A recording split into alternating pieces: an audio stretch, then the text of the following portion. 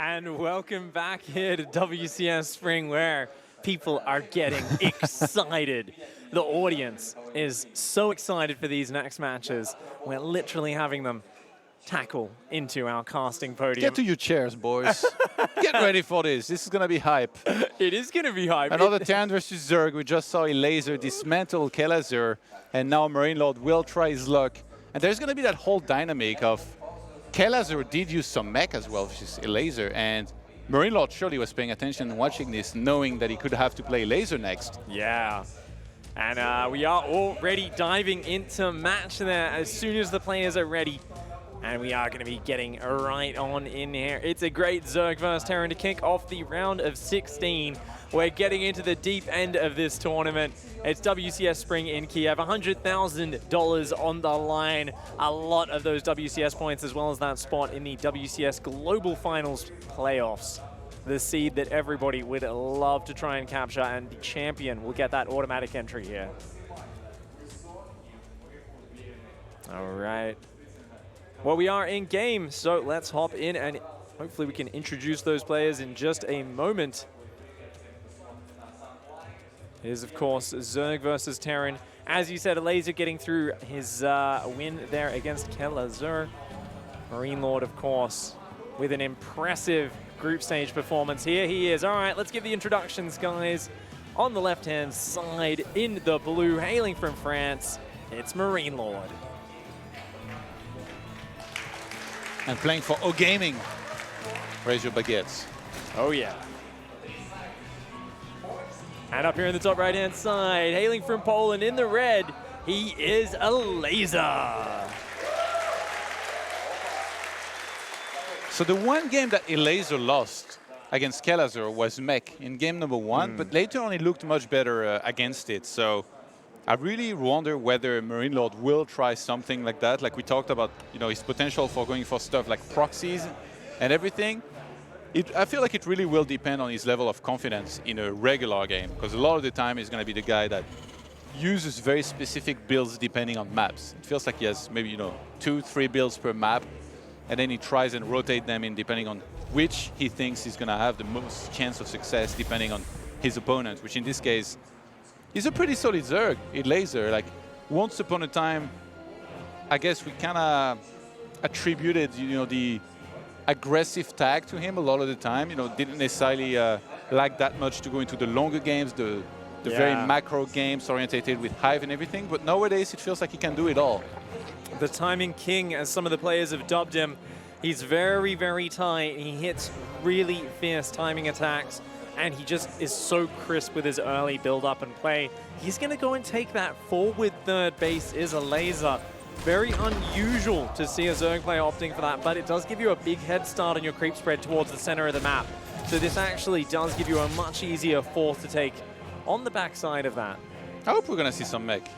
Mech equals roaches, and roaches equals a good time with pig growling, so might as well. Hey, I like it when the Zerg goes for some meteor units and we get a bit of that action back and forth. Nothing lights the fire in my passion like seeing a lot of Hellion harassment. Yeah. Blue Flame and all the rest.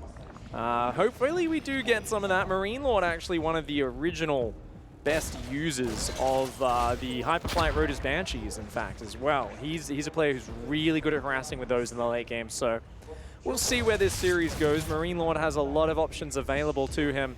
Starport is finishing up, and it's going to be probably swapping onto that Tech Lab.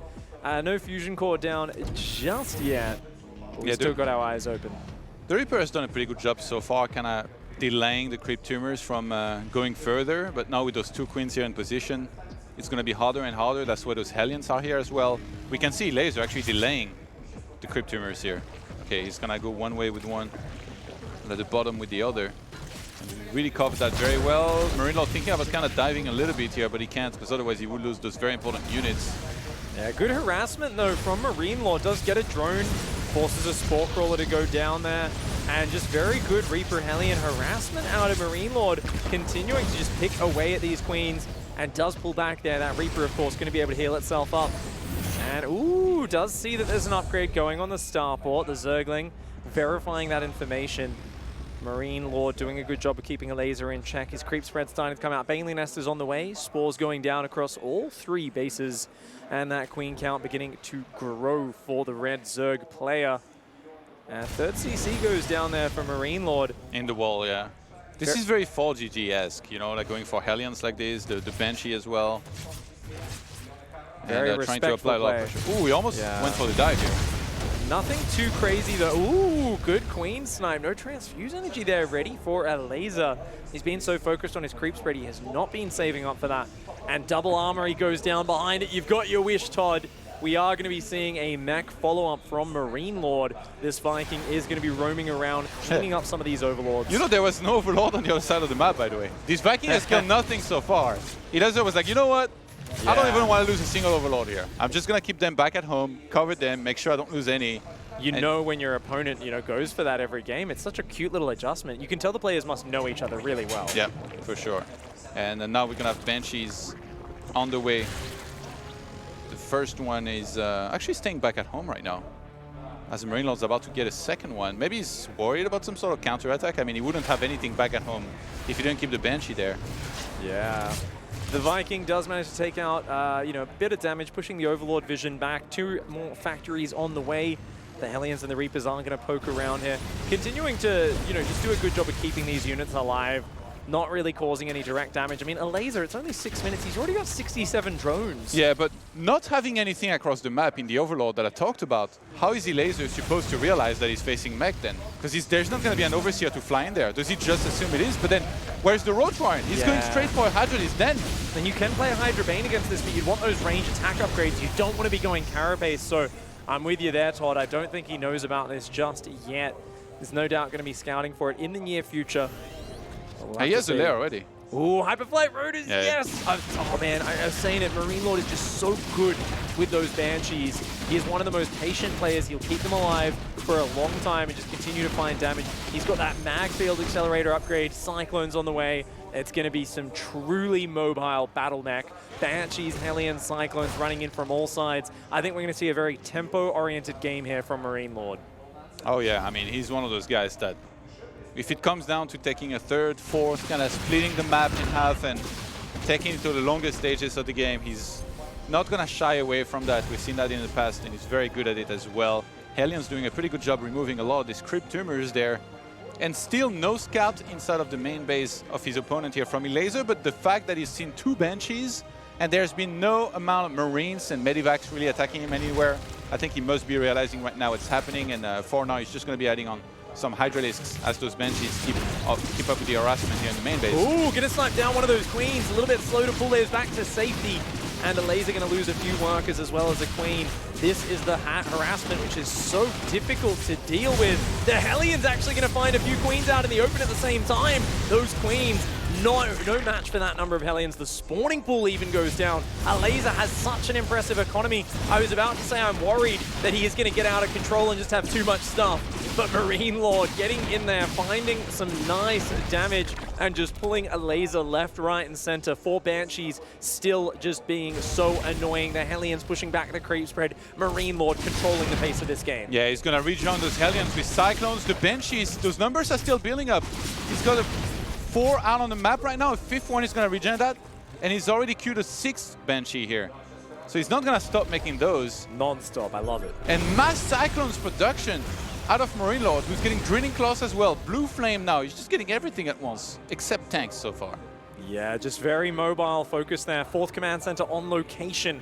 Of course, this is a less efficient composition as the game goes on, the Cyclones. He's ahead in supply. But yeah, I mean, that's it. It is somewhat inflated with the Cyclone Hellion, but he can use this and leverage it now to just mass expand across the map, and you can drown your opponent with your mobility, your harassment. I think he sent his Banshees home to repair, which is a fantastic move to see that. Yeah, it only costs you 25% of the original unit's cost to get that back to full hit points, a worthwhile investment. And he's pushing back the creep here in the center, very far back towards that center base from Elazer, which would make a siege there so much simpler.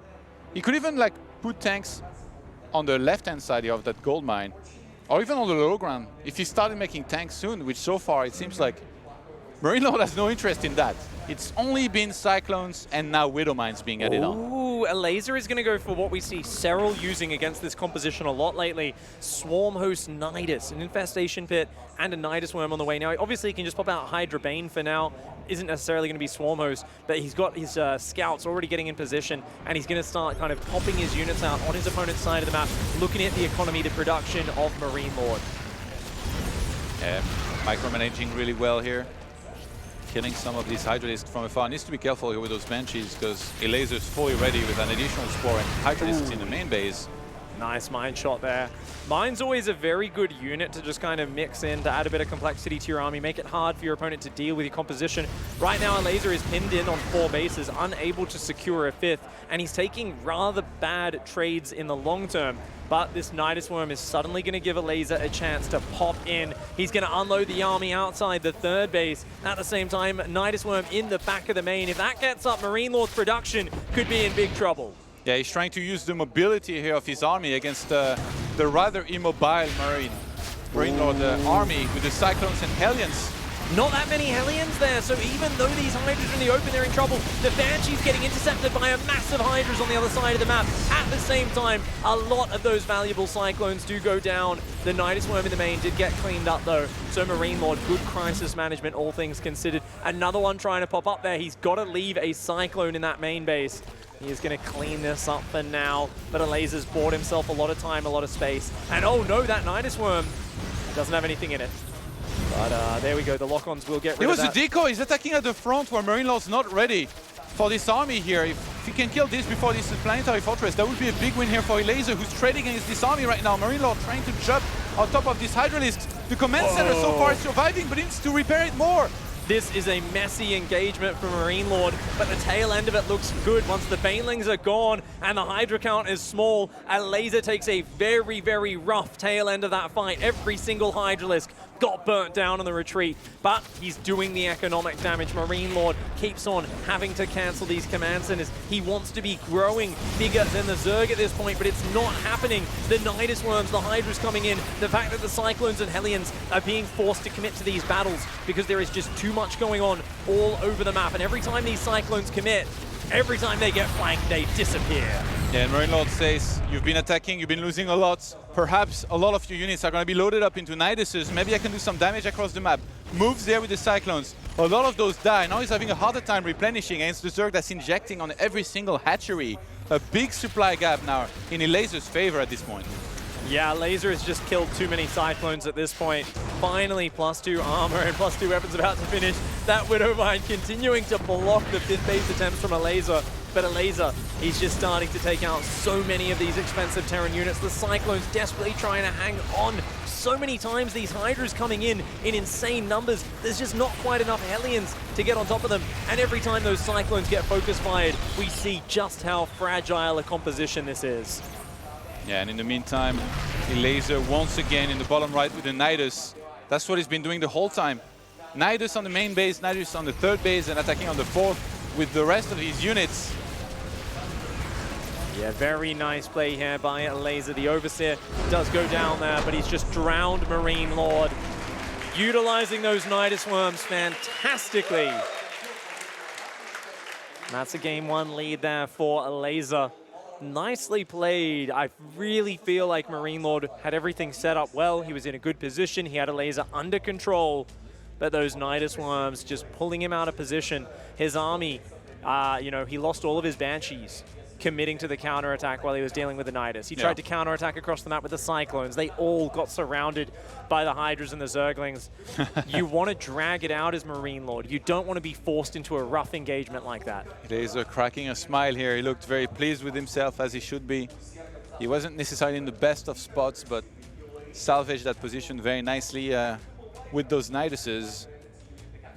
And MarineLorD from there might have to mix things up differently. It's very hard to split perfectly because you don't know, you know, how much is going to come out from which side, from those Niduses and everything. I feel like the counterattack was maybe a little bit overeager from MarineLorD because after he lost that, it was just always going to be so hard to replenish.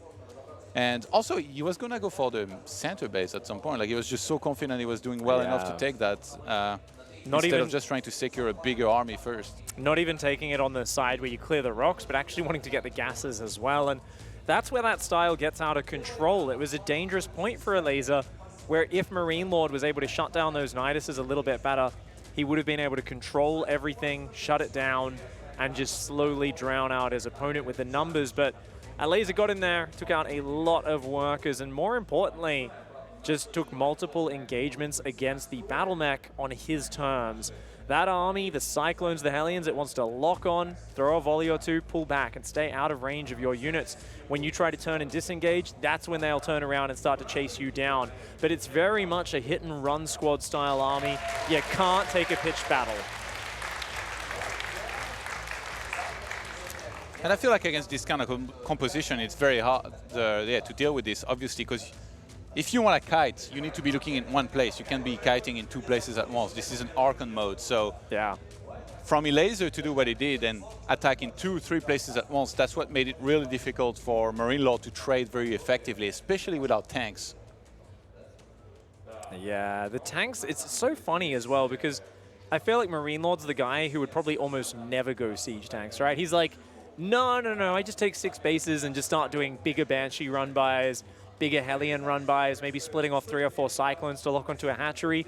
Especially on that map, I do think there's so much power, though, when you do get the tanks, especially with the creep clearing. You were talking about how if siege tanks ever came through the middle, the creep just wasn't there. You get like 4 or 5 siege tanks mixed in with that army, you can set up some fantastic positions, and especially for taking down Hydra Speedbane, siege tanks are an awesome unit for dealing with that. In retrospect, do you think it was the right call to maybe skip Roaches and go for Hydralisks instead against this, or do you think it didn't matter that much? Yeah, it's really interesting because I feel like it was an okay call. I think it's very stylistic, you know. You'll see Serral, he loves the Roach Ravager with the Baneling and try to get up that composition a bit quicker.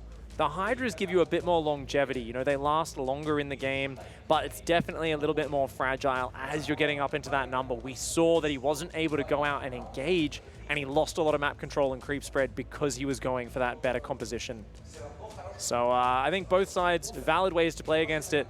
This Terran player, though, he's a man of many tricks. He's got a lot of builds up his sleeve. We're going to see what happens in this next game, launching into Cyber Forest.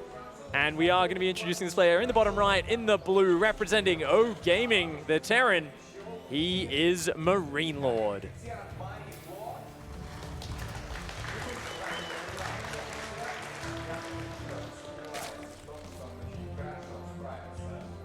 And up here in the top left-hand side, in the red, the Polish player. He looked fantastic in game number 1. He is Elazer.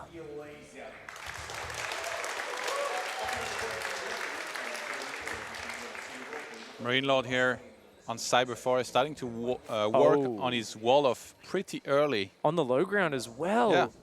And Elazer, is he going 3 hours before Paul? What is... It's just a scout for proxies. Okay. He's facing a repeat offender.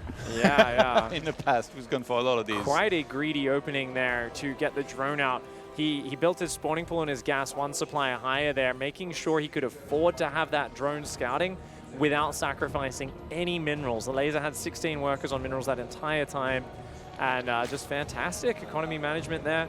I love the wall off on the low ground from MarineLorD. I think this gives you a lot of freedom in your build. Yeah. And not just that, if the Overlord sits on this little cliff, you can actually just lift your barracks for a second, spot the high ground, and your Marines will be able to shoot it down. So this negates that vision, which is normally such a frustration for Terran players. Even though last game, with minimal scouting, it just seemed like Elazer knew exactly what was coming and wasn't really worried about much. Maybe down the line, that's something that MarineLorD could use to his advantage, you know, if he was to try and go for a surprise timing with units that he would actually make inside of his base, where Elazer seemingly has very limited scouting capabilities. So we have a reactor on the way, the factory as well. MarineLorD always does so well with those Reapers, and I know that because I say that now, he's probably going to lose it, but he did do very well last game with it. Your power, your caster curse powers have weakened, Todd. Reaper does quite well there, does force a little bit of micro from Elazer. Doesn't actually get any kills just yet. Sees the 3rd base, though. Of course, this was a very early factory. I believe it was a gas first, but MarineLorD not swapping the factory and the reactor, going straight for 2 Marines and a Hellion. So it looks like he's going to swap those over after the Hellion pops out. Starport going down in the main base. Nice opening here for MarineLorD so far. Is he going to use that barracks, I wonder? Yeah, he is. But Elazer, knowing about this move, he's actually hidden on the secondary high spot all the way in the back. And seeing that barracks of Marines coming, Elazer runs to the dead space. He wasn't born yesterday, Big. Not the first time somebody has tried this against him, and he's fully ready. And I love it. Like, he was well prepared for this. It doesn't get caught off guard. Ooh, fast double gas on the natural for MarineLorD. That's what he was wanting to mask. Hiding the fact that he is indeed going way up in the gas count. And gases going down in the natural with the fusion core.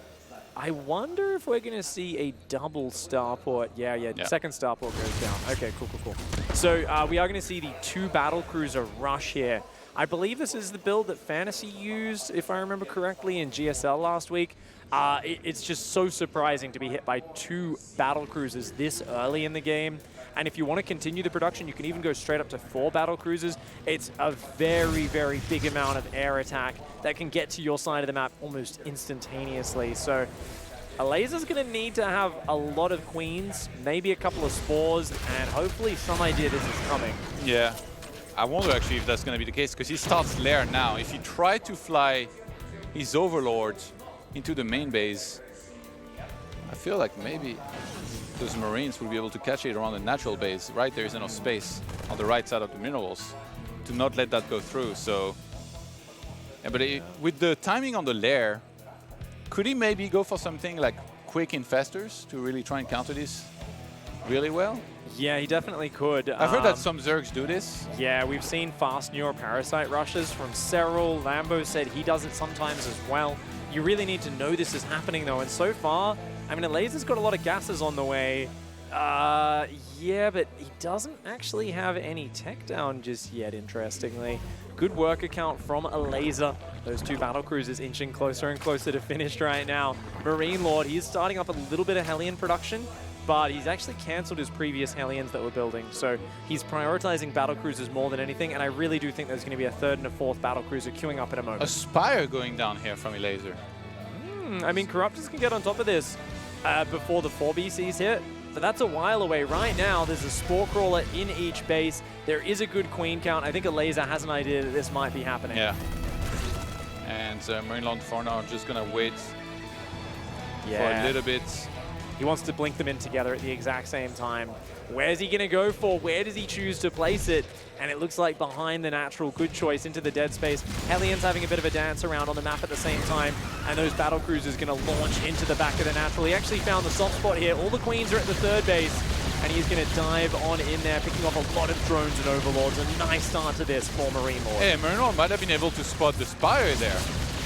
Yeah. Which is a big deal, because then he can already start adjusting. Starts Yamato Cannon back at home, Stimpack as well. We've got 2 more battlecruisers on the way. Those queens doing what they can here right now. Already about 3 or 4 queens going down, though. And only one Spore Crawler in the main. He's halfway through the cooldown on tactical jump here to be able to get out of there safely. Very nice start here.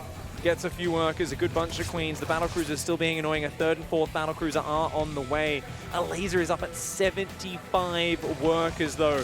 Trying to get a 4th base. I think MarineLorD might go in and try to cancel that. Corruptors are starting up. 5 Corruptors are out. And it's a swap into Bio after the battlecruisers. I love this. People normally, we've been seeing a lot of people just going for the Magfield Cyclones, but I actually love the swap back into the Marines. These BCs not really going to find anything more in this game. So MarineLorD is going for 4 battlecruisers, but unfortunately, he's got to keep them at home. If he teleports across the map with all 4, the Corruptors are going to do very well versus that. I mean, I guess you could Yamato 4 Corruptors, right? And then there would only be like about 5 Corruptors. You'd still have 7 Corruptors left. It's probably still enough, I think, with the Queen transfuse to deal with the BCs. Good scout by Elazer, by the way, to see this barracks. Like he already knows, goes for the Baneling Nest.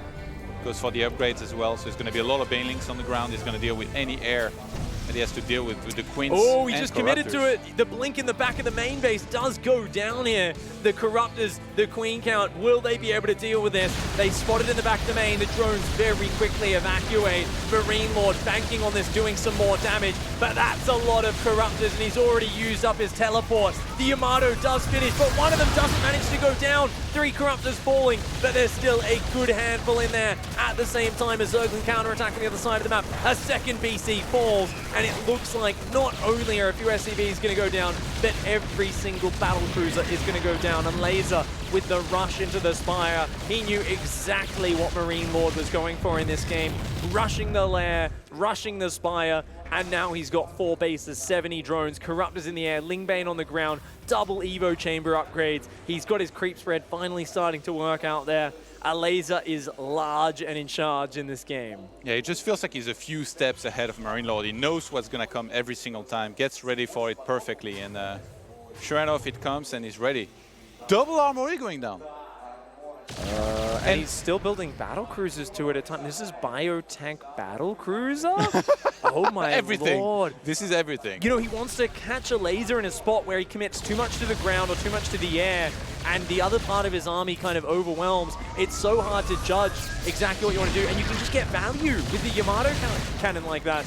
Comes in, takes out a few queens, and of course, this time he's saved the teleport. So as soon as those Corruptors arrive, teleports home, can repair those up, and he can just rinse and repeat that over the course of this game. This is a very cool style by MarineLorD, but you know what they say about cool styles, Todd?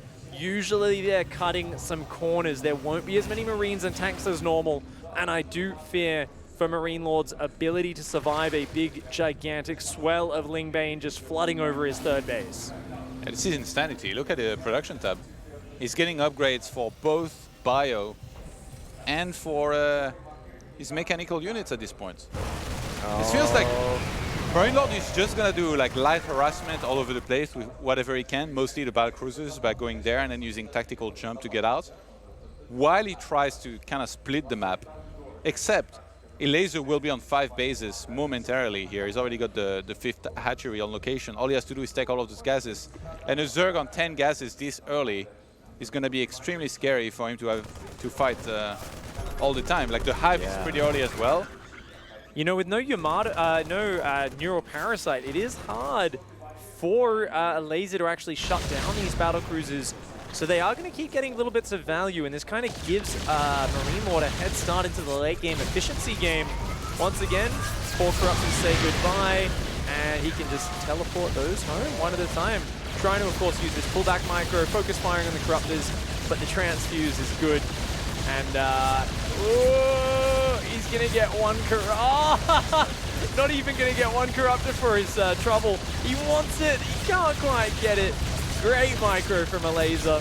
He's going to have to settle for a single queen kill. Very nicely done here by Elazer, trading as well as he could. All alike for MarineLorD, escaping with all of those low hit point battle cruisers, which he's now going to repair. And he's now set up on 4 bases. Elazer already starting to work on his 6th base. He's going to get so much gas income. Yeah, a lot of Marines out on the map. Lots of BCs building up.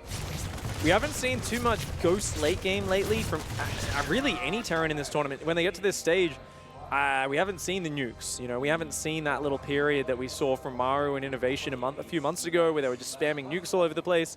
But we are seeing more and more of these battle cruisers, and with 2-2 finishing, +2 ship weapons is on the way. We'll see the plating for that in the near future. More barracks are coming down. This is a big push on the south side, but there's an insane amount of Lingbane. I think this is overstepping his territory. He's deep on creep right now, Todd.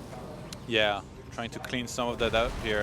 No medevacs. Elazer a little bit hesitant to engage, but I feel like if MarineLorD gets even just slightly closer here, he's gonna go for it in a second. Even though he has a lot of upgrades on the way, he's morphing more Banelings.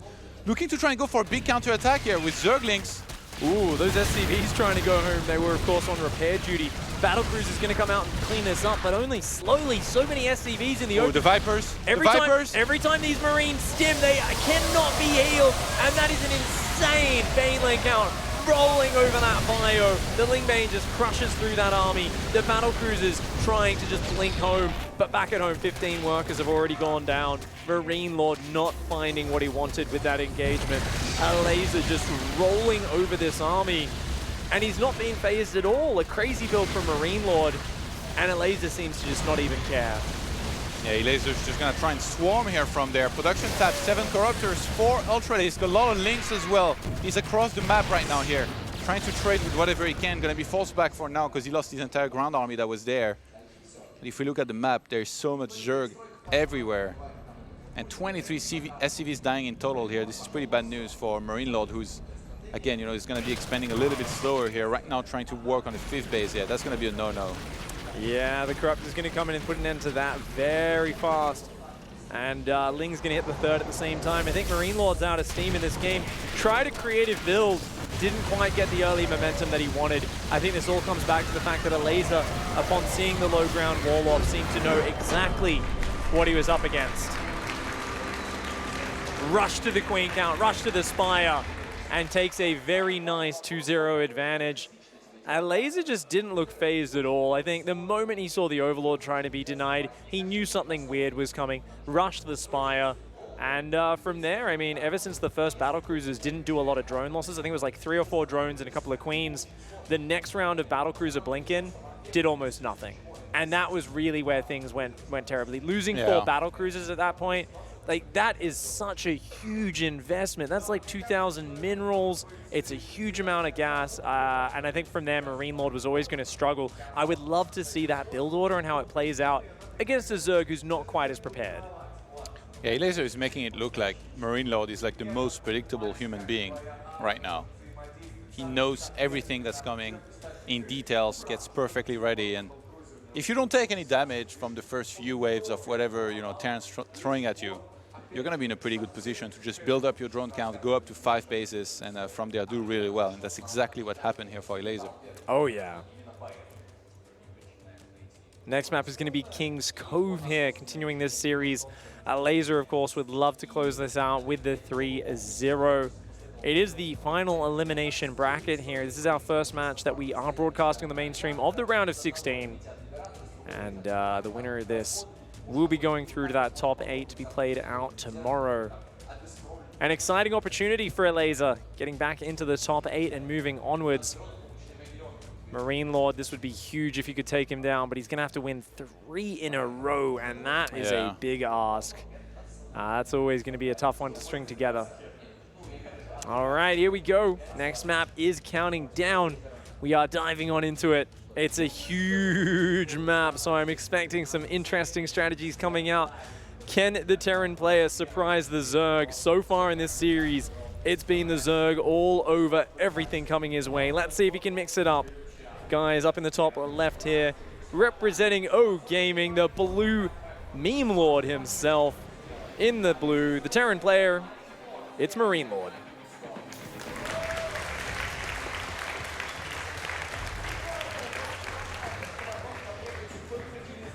And down here in the bottom right-hand side, in the red, the Zerg player. He's looking omnipotent in this series so far. Can he keep it up? Get the 3-0. It's Elazer.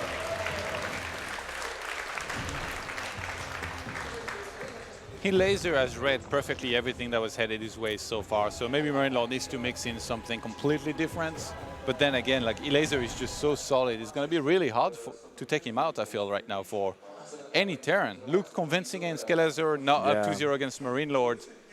What does it take to beat this guy in this matchup? It's really tough because it's such a tempo and momentum-focused matchup, and Elazer is just so good at studying his opponents. I think we really saw it in that last game, where it felt like without really knowing what was coming, Elazer knew what was coming. He just is able to make these reads off of very limited information, and once he figures out what his opponent's aiming for, Elazer's very happy just droning up what would otherwise be greedy, you know? He doesn't really have the scouting to know he's safe, but he makes these hard reads off little bits of scouting information, off the replays and videos he studied of his opponent's play. And that's part of why Elazer's running away with this series and why he's just looking so threatening right now. So as a Terran player in MarineLorD's shoes, it's so hard to rally yourself here mentally because it feels like no matter what you do, it's just not working the way it's meant to. So he's just got to show some real poise, some of that great ability to just stay calm under pressure.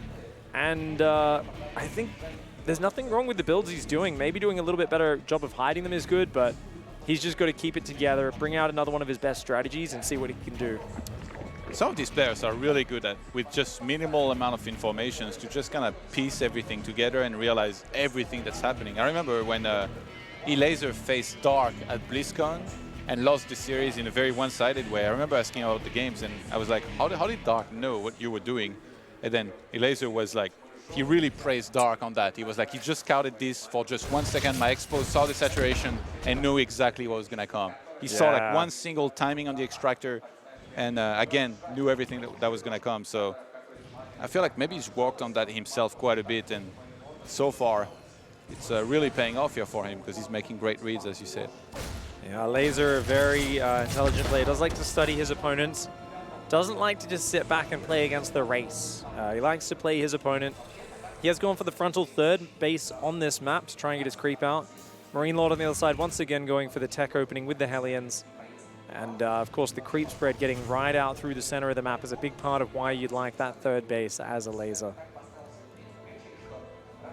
Hellions starting to roam across the map as well. I'm I've really got my eyes on MarineLorD's production tab because so far Elazer's been playing relatively standard reactive play.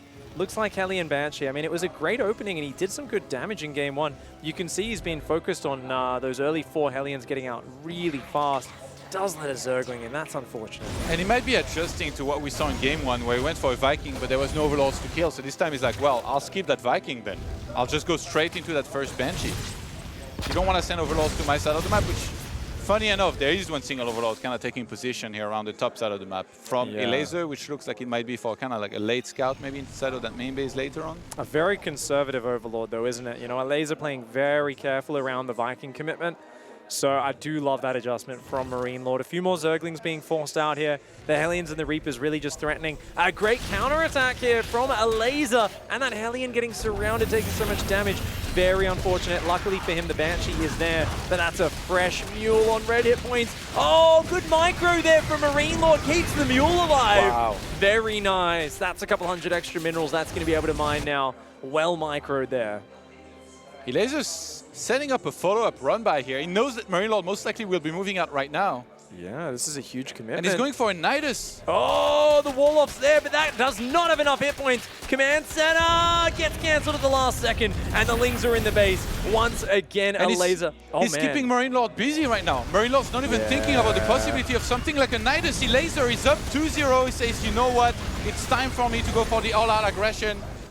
You wanted to be the aggressive one. I reacted to you this time. You're going to be the one that needs to react to me. I think the Hellions about to complete. He's got so many queens. No Spore Crawler there. The Hellions, though, they might get surrounded. Oh, I think MarineLorD might have made a good read. Yeah, he sees the Nidus worm. He's caught the Zerglings as well. Oh, a couple of them wrapping around, though, and the Depot's lowered. That is a disaster. MarineLorD had the information, but it was not able to get back in position in time. His Hellion's the most important part of this defense. And just like that, Elazer snaps his Terran opponent. And what a decisive 3-0. I thought you were going to say snaps a baguette in half and takes a bite. And he says, take a walk, MarineLorD. I'm in charge here. Yeah, that was... I mean, if that's not asserting your dominance, then I don't know what is, Todd.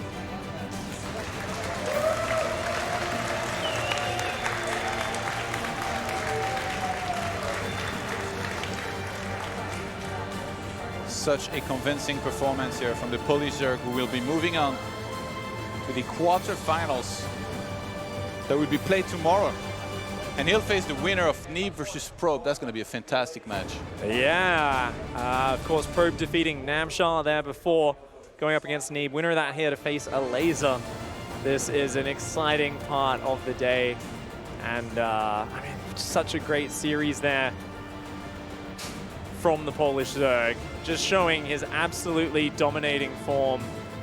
And really a great confidence booster going into that quarterfinals. Let's hear from the man himself. He's over there on the stage with Smix.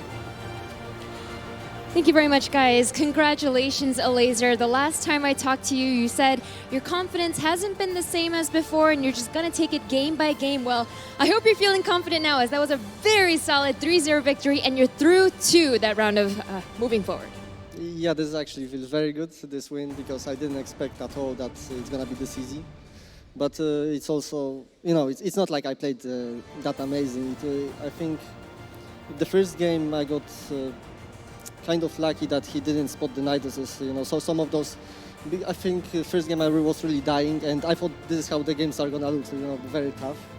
But yeah, somehow I managed to sneak in that win, and after that, it went kind of easy. I think maybe MarineLorD stopped playing as well, and also the second game build was also like I got, again, I would say lucky a bit, because all my scouting was just his front wall. That's all I knew. So if after that I saw, for example, 20 Cyclones move out of his base of like 2 base owners, I would be like, yeah, okay, whatever. It's like GG. But I blind counter that it's gonna be 2 base battle cruisers, because that kind of made sense, that there's like very little at the front end battle cruisers. So I just blind countered that, and he appeared with battle cruisers, and I was like, yeah, that's gonna be easy. Yeah, definitely did not look like you were phased by it at all. You held everything really, really well, and now moving forward, you can forget about the Terrans now, because a Protoss is coming up next. So I know that there have been certain Zerg players like Lambo who have been very vocal about how they feel about Protoss, but personally speaking, what are your thoughts on ZVP? I think it's objectively imbalanced. Like, in very long time, it was always like some people are whining, some people are not whining, but this time it's like proper imbalance, in my opinion. I was listening to Cyril talk to Harstam about this yesterday, and he was saying that it's not broken, it's just tricky. Do you think that this is just a Cyril thing? I mean, that's his words, but it's tricky in the sense that Zerg can win, but I think we need to take way more gambles than Protoss players. So, for example, they go for one build, and we cannot really scout it. We need to decide like one of 3 responses, and only one works. So yeah, we'll win sometimes, but most of the time we will gamble wrong, and that's why it's a problem, I think. Okay, so objectively imbalanced, but still, it's going to be either Neeb or Probe.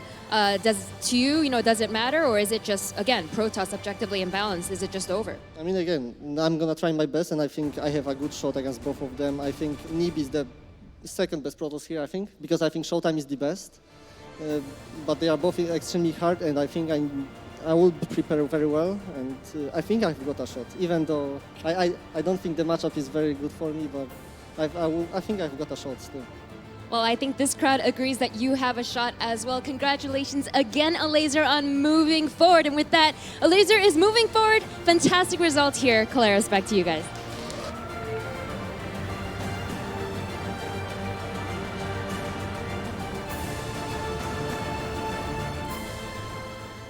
Interesting choice words from Mr. Elazer there, as he's able to move through into the round of our first quarterfinalists here for WCS Spring. I'm Kyle Lowers, joining me is Maynard and Rotterdam. Guys, Elazer, he said at the very beginning of that interview, he didn't think it was going to be that easy, and for the most part, he did make it look pretty easy there, Maynard. He did. Game 1 was definitely the one game where it seemed like MarineLorD had the upper hand on Automaton for a second there. But Elazer started to get those flanks in. He started to trade better and better and better with those really upgraded Hydras, like 2-1 Hydras. That's a lot of damage output right there. Game 2, I mean, we're going to go through the highlights shortly here, but it just felt like Game 2 and 3, just to quickly synopsis them, was just all Elazer. Yeah, it feels that way. Let's take a look at some of the highlights here from that series as a whole. And Elazer mentioned Rotterdam even through this first game. He did feel like he was in trouble. Yes, and I actually felt the same way. I felt like, all right, MarineLorD is really starting to find some good damage over here in the main base with a couple of these Banshees. Hellions were cruising around. I'm like, I think this is exactly where MarineLorD wants to be. It just seems like the moment these Hydras starting hitting left, right, and center, and of course the Niduses. And it's never about one Nidus, it's about the 3, 4, 5, because eventually one of these Niduses is going to be very successful. This was obviously a rather painful fight in the beginning. Maybe should have waited for some of those reinforcements on the left side, but yeah, I'm totally with Elazer. I thought he was in trouble here as well, and I also really did not think it was going to be this quote-unquote easy. I'm sure it wasn't easy. I'm sure I still had to work for it, but 3-0, I really did not see that one coming. Especially after the impressive performance we've seen from Hero Marine so far. Hero Marine, I keep doing this. I don't know why. MarineLorD. I think it's Pigs. Pigs mentioned this to me during the break. But anyway, let's move on to game number 2 as well. A bit of an interesting build coming out from MarineLorD. Yeah, this is the Bunny special. We've seen it in GSL a little bit. A couple Terrans like to do it. Demumu likes to do it as well on his stream. The double BC opening can really catch a Zerg with his pants down, but Elazer looked super prepared. Actually, the coolest thing Elazer did in this game is he went really fast into Spire and Corruptor, which really does shut this down. And pay attention to the work account here. Look at the bottom of the screen. Yeah, It's already on already 70 on workers. 73. He was getting a few more. So normally these BCs can really hurt if they deny some mining time, if they grab a couple of drones. And they did. But the work account was so freaking high for Elazer. Only now he's a few workers behind. But now he's got the perfect answer against all of these BCs. And obviously the downside of opening up with 4 battlecruisers is that the follow-up for Terran, yeah, that's going to take a little while, right? You're not suddenly going to have a whole bunch of Marines active around the map. So now you look at the work count again, it's 85. There's very little MarineLorD can do about it. Elazer just played a very strong economic game here. Literally every fight you see from there on out is Corruptors defeating those battle Yeah, cruisers. he just wasn't trading very well at all, and the bio is just right way on creep there. There's a baneling for every man, woman, and child in this Terran army, and that's just all she wrote there for Abandoned ship. MarineLorD. Yeah, it's done and dusted, mate, for game number 2. And those battlecruisers did intend to try abandon ship there, however, they were able to launch themselves into the jaws of ensuing armies here from Elazer. Strong upgrades there by Elazer as well, right? 2-2 and +2 armor for the flyer units. This game was unfortunate for MarineLorD, just having a lot more lings to handle there. Got that CC killed before it actually finished. That's the highlight we're getting shown right now, and that's where it started to spiral out of control here. Just lings flooding on in, couldn't stymie the flow, and that Nidus put a bow on it. Was that a bloodbath?